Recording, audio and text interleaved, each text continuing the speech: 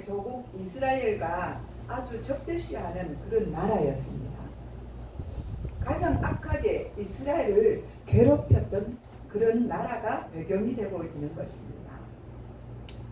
그리고 목적을 보면은 하나님께서 먼저 택함을 받은 사람들에게 다른 사람과 다른 나라에 말씀을 전파할 사명을 보여주기 위해서 쓰신 목적이 있는 것입니다. 오늘 요나서 1장 1절을 보면 뭐라고 말씀하셨습니까?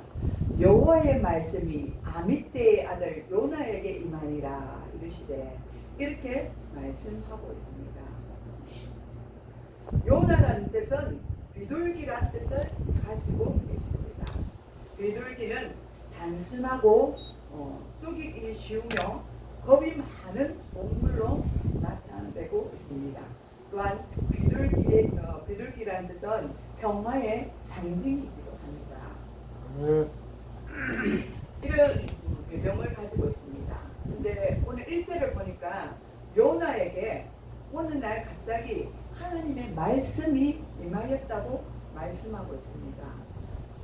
저와 여러분에게도 이럴 때가 있을 것입니다. 우리가 성경을 읽고 깊이 하나님을 묵상하거나 주님께 나아갈 때 우리 각자에게 주시는 말씀들이 있습니다. 이렇듯이 요나에게도 오늘 갑자기 하나님의 말씀이 임할 것입니다. 요나는 북왕국 이스라엘의 전성기인 여로보암 2세 때 이미 선지자로서 어느 정도 명성을 날리면서 이렇게 선지자 역할을 하고 있었습니다.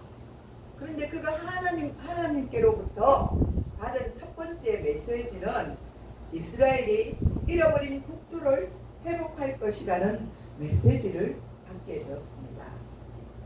그리고 그가 전한 대로 모든 일이 성취되기도 하였다고 왕하에 보면 왕하 14장 25절에 보면 말씀하고 있습니다.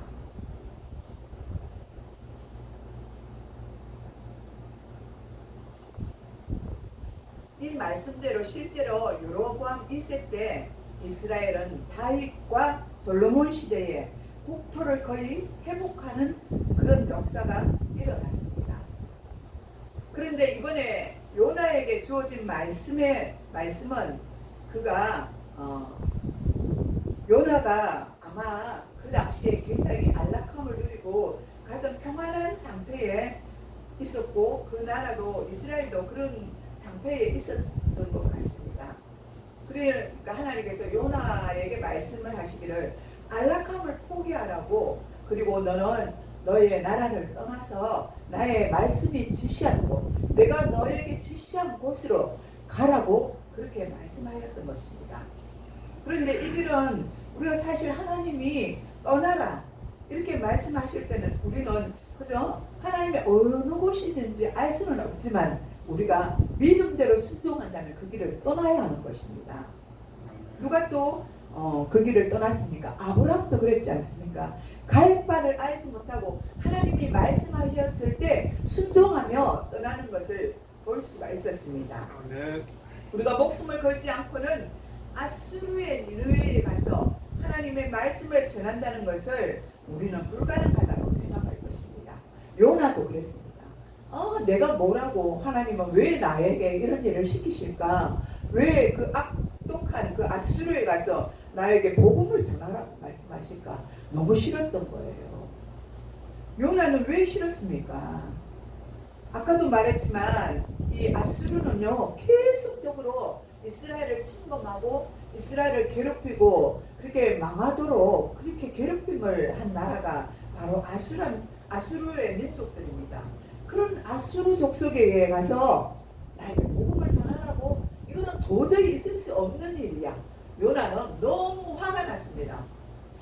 그래서 그는 하나님이 말씀하신 대로 순종하지 않겠습니다. 그 나라는 하나님께서 보실 때 왜 하나님이 요나에게 그 나라로 가게 했냐면 그 나라는 이미 이제는 죄악이 이미 가득 찼습니다.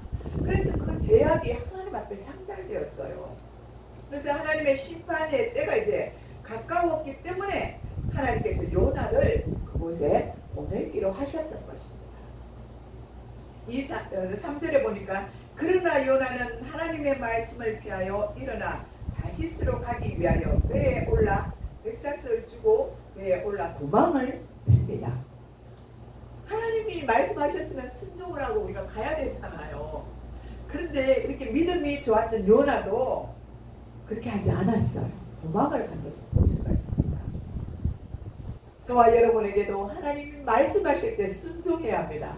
순종해야 되는데 우리가 순종하지 못하고 도망갈 때가 참 많이 있습니다. 아버지 용서하여 주시옵소서.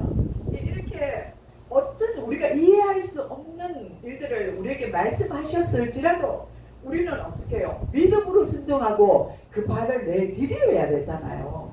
그런데 우리는 도망을 칩니다. 이와 같이 요나도 도망을 친 것입니다. 요나는 하나님이 맡기신 임무를 벗어나서 정반대, 그죠? 그러니까 정반대로 도망을 간 것입니다. 정반대로 요나는 달아나려고 하는 것입니다. 그 당시에 이 요나가 가려는 것은 바다 끝, 그 당시에 바다는 끝이 있다고 생각했어요, 사람들이요. 그래서 갈릴리가 그죠? 이제 발견을 하잖아요. 바다는 끝이 없는 거 아니죠? 둥글다고 이렇게 말하잖아요. 그런데 그때는 끝으로 간다고 해요.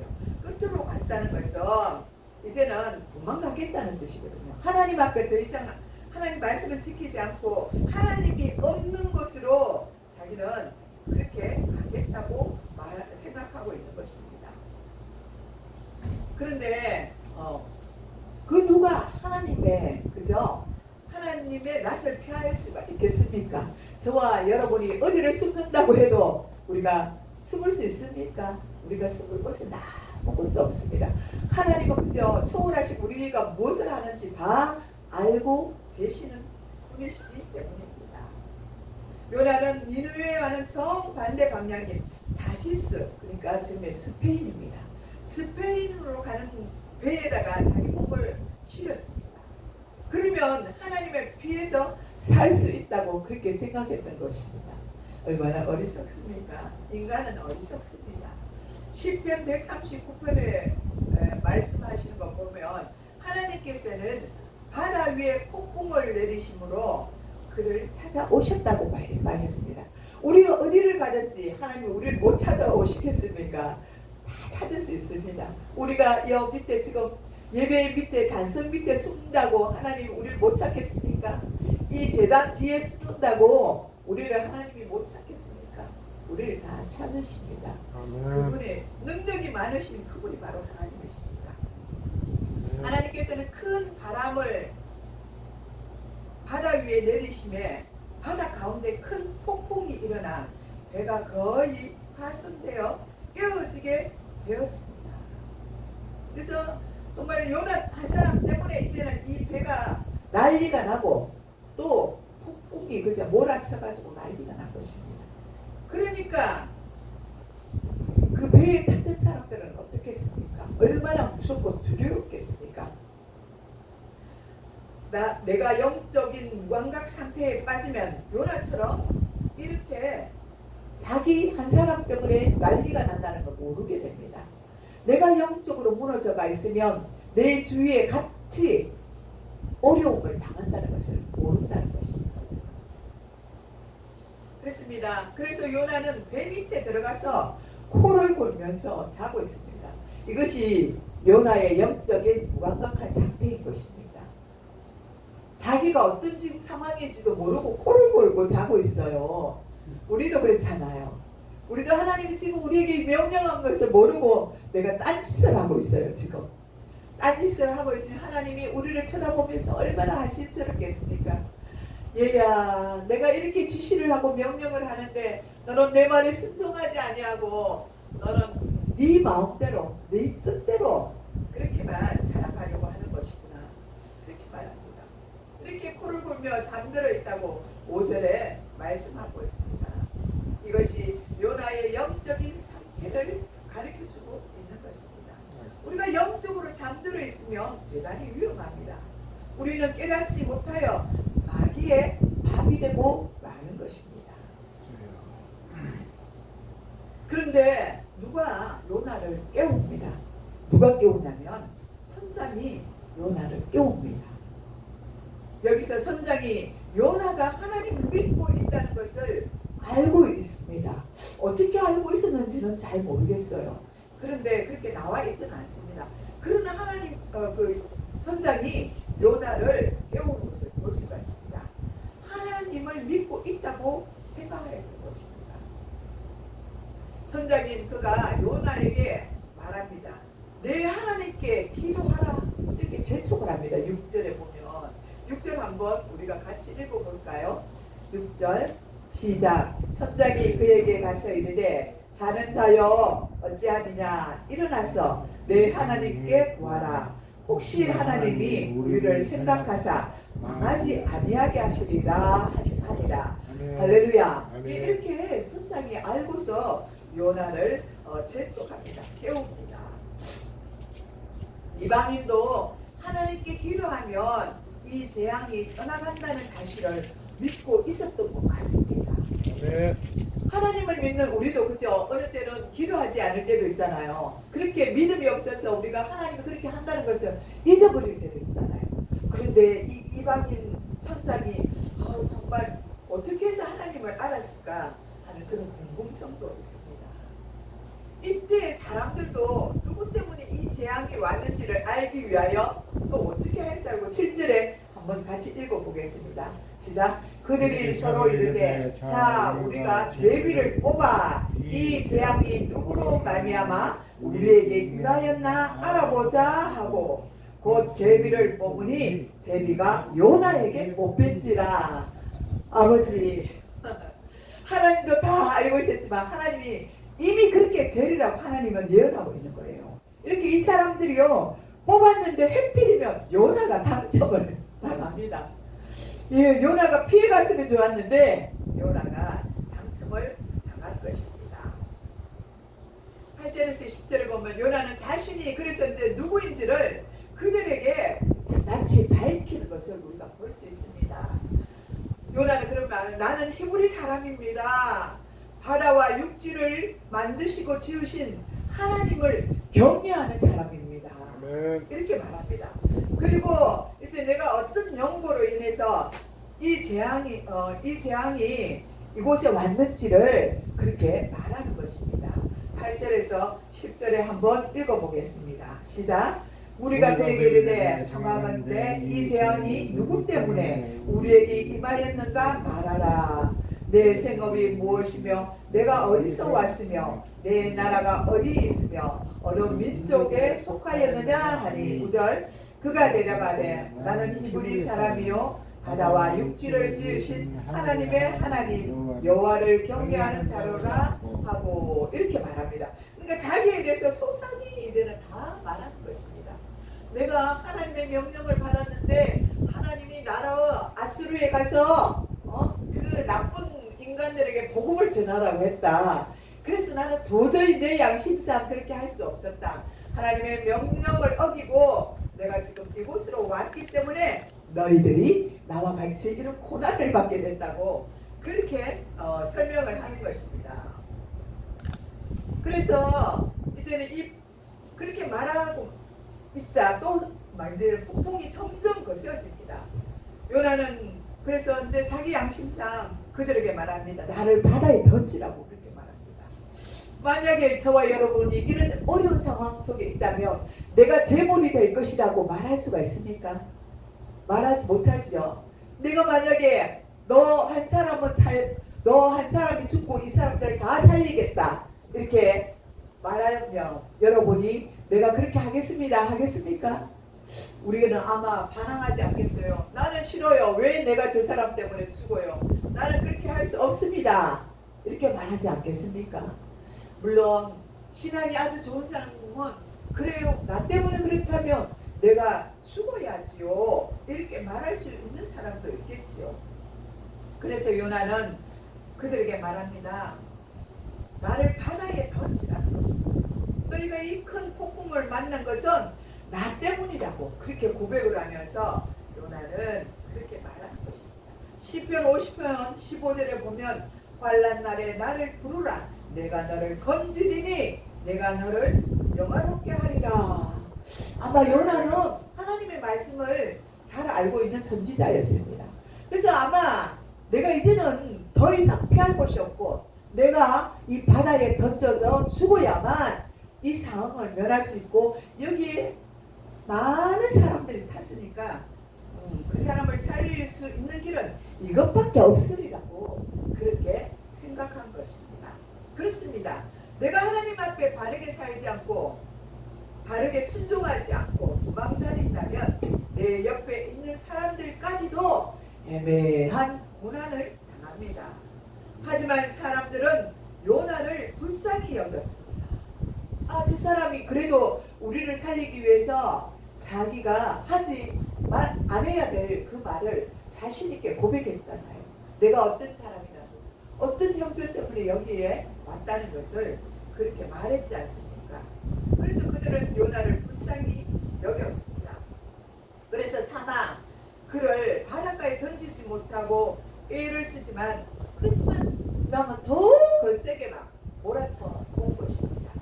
그래서 그들은 어쩔 줄 몰라 하면서 결국은 요나를 바다에 붕덩하고 던져버렸습니다.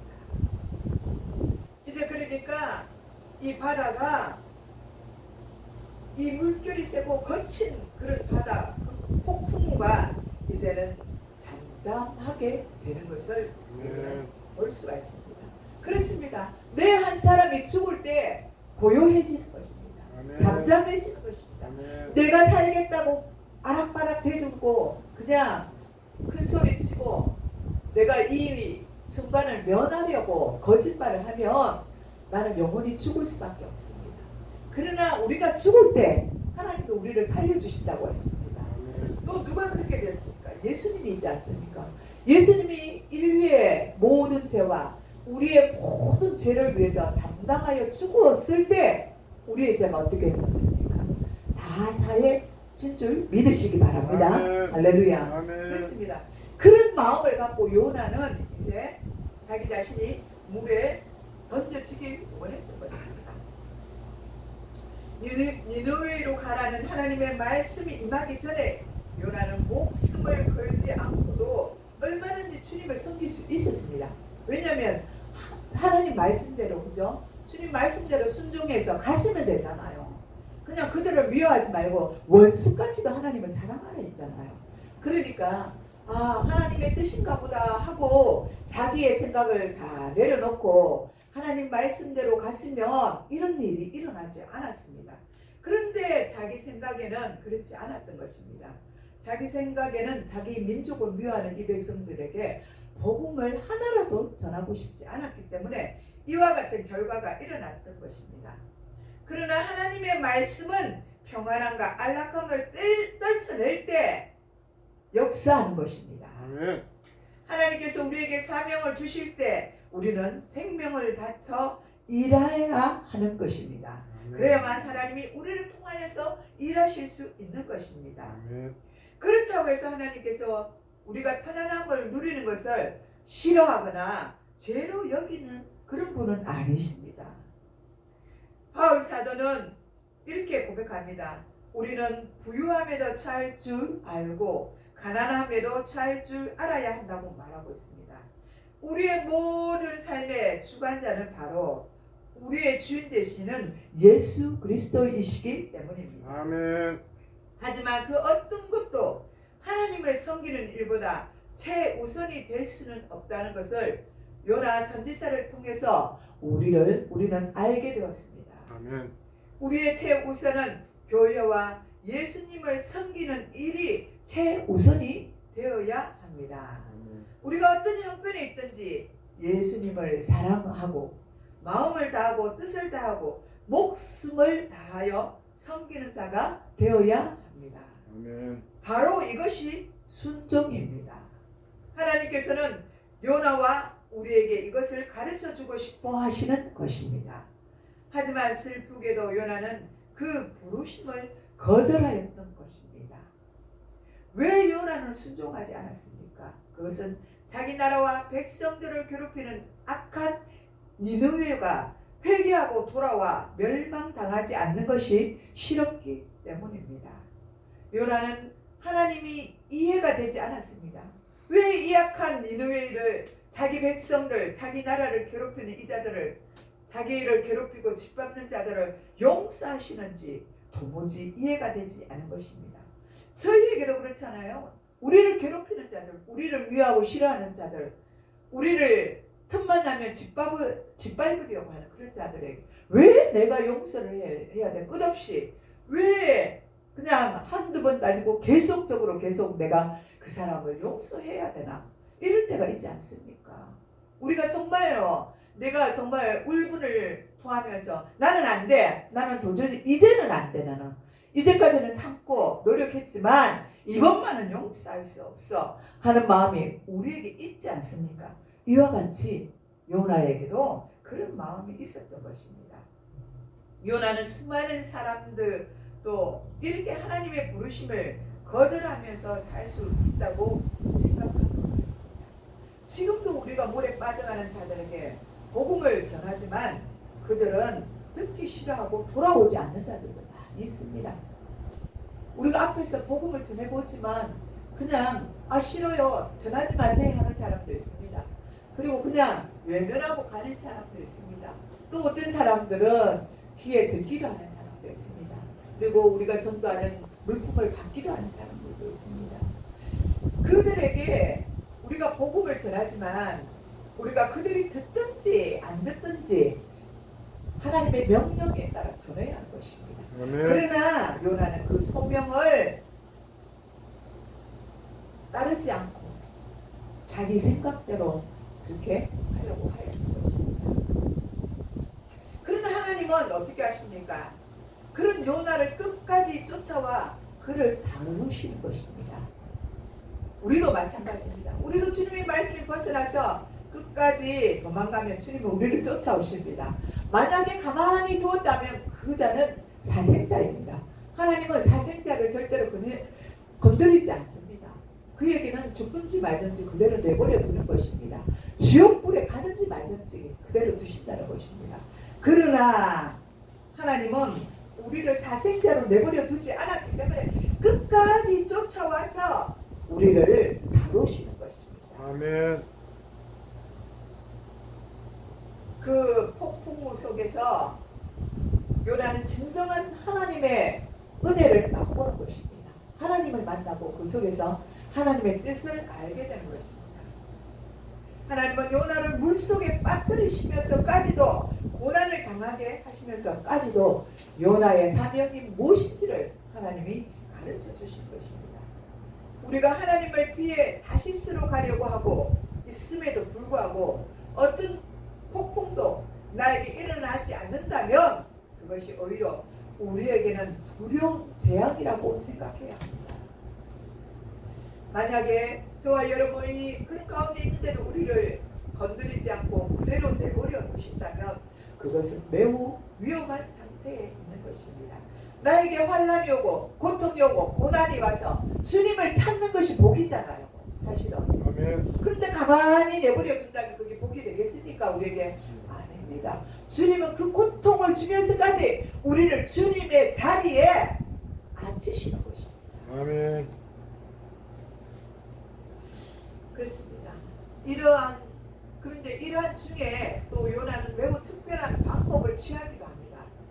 자신의 죽음으로 다른 사람을 살리는 예수님의 희생의 제물이 되는 방법을 취한 것입니다. 이때 비로소 자기 자신의 본능을 깨닫게 된 것입니다.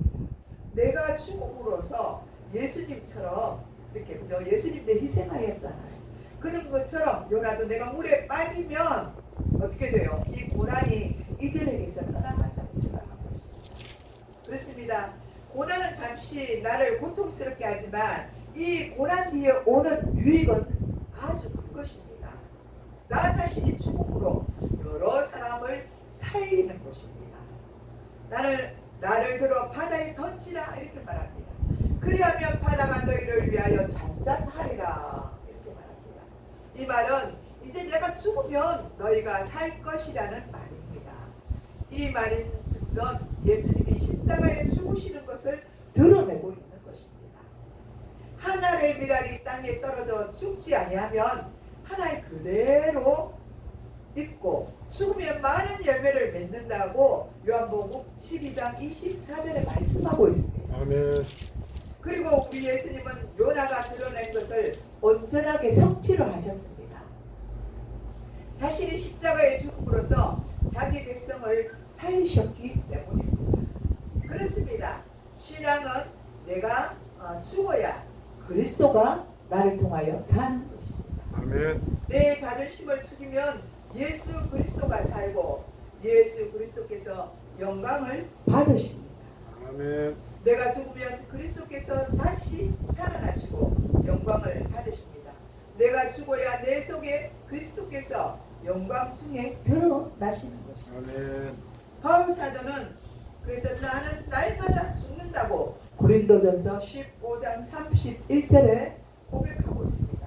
저와 여러분도 날마다 죽으시는 분들이 되시기 바랍니다. 아멘. 오늘 본문 말씀은 내가 죽고 그리스도가 사는 교훈을 우리에게 가르치고 있습니다. 나의 의는 죽고 오직 예수 그리스도의 이름만 드러나는 삶, 그 삶이 진짜 우리가 살아가는 삶입니다. 그런 여러분이 되시기를 간절히 바랍니다. 아멘. 기도하겠습니다. 하나님 아버지 감사합니다. 오늘 복된 날을 주시고 저희들 준비 전에 오게 하시며 예배자로 세워주심을 감사드립니다. 그렇습니다. 주님, 요나처럼 우리가 바다에 던져지고 죽을 때 주님이 우리를 통하여서 살아나심을 볼 수가 있습니다. 우리의 희생이 없다면, 주님의 희생이 없다면 어찌 주님의 나라가 세워지겠습니까? 주여, 우리를 불쌍히 여겨 주옵소서. 주님, 우리가 요나처럼 도망가지 않고 주님 말씀 앞에 순종하여서 정말 주님의 나라와 주님의 영광을 위해서 그런 삶을 살아갈 수 있도록 인도하여 주시옵소서. 감사를 드렸고 예수님의 이름으로 기도드리옵나이다. 아멘. 아멘.